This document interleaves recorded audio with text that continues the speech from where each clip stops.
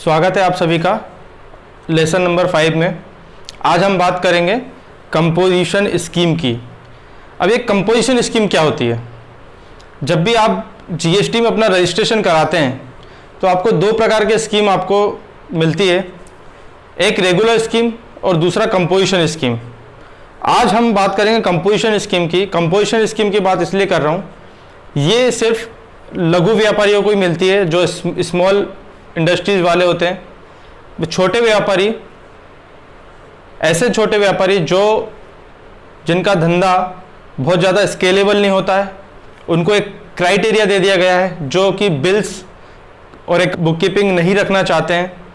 तो गवर्नमेंट ने उनके ऊपर एक निर्धारित टैक्स रेट के साथ टैक्स वसूल करने के लिए कंपोजिशन स्कीम को लाए हैं। तो हम समझते हैं कंपोजिशन स्कीम क्या होती है। ऐसे व्यापारी जिनका सालाना टर्नओवर मतलब कुल बिक्री 1.5 करोड़ या उससे कम हो, और जब जीएसटी इंप्लीमेंट हुआ था, जब 50 लाख रुपए सीमा थी, इसको बढ़ा के गवर्नमेंट ने 1 करोड़ किया, फिर उसके बाद नोटिफाई करके 1.5 करोड़ कर दिया। तो अभी 1.5 करोड़ या उससे कम जिसका भी टर्नओवर है वो एक कंपोजिशन स्कीम ले सकते हैं।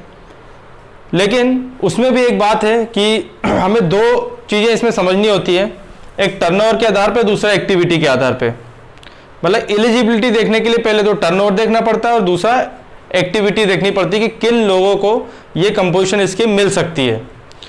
तो हम उसको और बारीकी से समझेंगे, लेकिन उससे पहले हम टर्नओवर की बात करते हैं। पहले एलिजिबिलिटी देखते हैं टर्नओवर के आधार पे। टर्नओवर के आधार पे हमको देखने के लिए हमको समझना पड़ेगा एग्रीगेट टर्नओवर। अब ये एग्रीगेट टर्नओवर क्या होता है?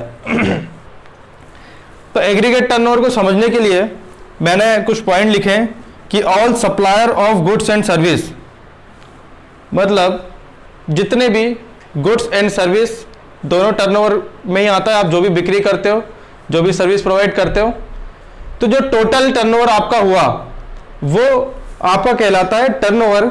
लेकिन इसमें कुछ बातें हमको ध्यान में रखनी पड़ती हैं। उससे पहले टोटल टर्नओवर में शामिल होगा आपका total taxable sale, total exempted sale या सर्विसेज, उसके बाद एक्सपोर्ट और इंटर स्टेट, ये सारी आपके टोटल टर्नओवर में इंक्लूड होगी। दूसरा सेम पेन। अब क्या होता है, कई लोग बिजनेस अलग अलग होते हैं, 4 अलग अलग प्रकार के काम कर रहे होते हैं, लेकिन पेन एक ही होता है, क्योंकि जीएसटी पेन बेस्ड रजिस्ट्रेशन होता है। यदि वो कोई व्यक्ति एक ही पेन पे 4 प्रकार के काम कर रहा हो एक ही जीएसटी रजिस्ट्रेशन नंबर पे, तो उसके सारे के सारे बिजनेस का टर्नओवर इसके अंदर काउंट होगा।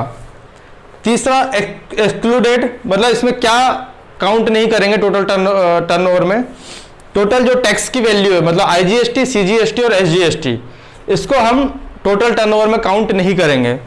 चौथा excluded value of inward supply, ऐसा कोई सा भी गुड्स जिसको वापस कर दिया गया, रिटर्न कर दिया गया है, तो वो टोटल टर्नओवर में से लेस हो जाएगा।